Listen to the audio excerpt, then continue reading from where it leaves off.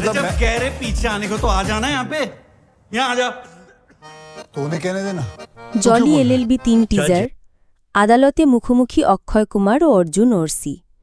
সুভাষ কাপুরের পরিচালনায় Jolly LLB ৩-এর teaser প্রকাশিত হয়েছে আজ। এই তৃতীয় কিস্তিতে একসঙ্গে আসছেন আগের দুই ছবির দুই জলি, অক্ষয় কুমার ও অর্জুন ওরসি। আদালতে এই দুই আইনজীবীর মুখোমুখি লড়াই শুরু হয়, যা বিচারক ত্রিপাঠীর বিরক্তির কারণ হয়ে দাঁড়ায়। ১ মিনিট ৩০ সেকেন্ডের টিজারের শুরুতে দেখা যায় মিরাটের জলি অর্থাৎ জগদীশ ত্যাগী চরিত্রে অর্জুন ওরসি। এরপর হাজির হন কানপুরের জলি, জগদীশ্বর মিশ্র চরিত্রে অক্ষয় কুমার। মিরাটের জলি সবাইকে আশ্বাস দেন যে তিনি বদলে গেছেন, কিন্তু কানপুরের জলি আদালতে চ্যালেঞ্জ ছুড়ে দিয়ে তার পরিকল্পনায় জল ঢেলে দেন।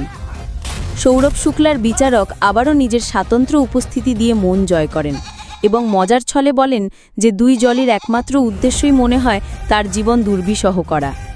টিজারে আরও রয়েছে কৌতুকময় কল্লু মামা রেফারেন্স, যা অভিনেতা বিখ্যাত চরিত্রের প্রতি ইঙ্গিত। ২০১৩ সালের প্রথম ছবি ও ২০১৭ সালের সিকুয়েলের পর আসছে এই সিনেমা।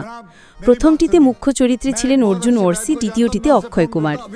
অরুণা ভাটিয়া, ডিম্পল খারবান্দা ও নরেন কুমার প্রযোজিত জলি এলএলবি ৩ মুক্তি পাবে ১৯ সেপ্টেম্বর। সৌরভ শুক্লা তার আগের দুই ছবির জনপ্রিয় চরিত্র বিচারক সুন্দরলাল ত্রিপাঠী হিসেবে ফিরছেন।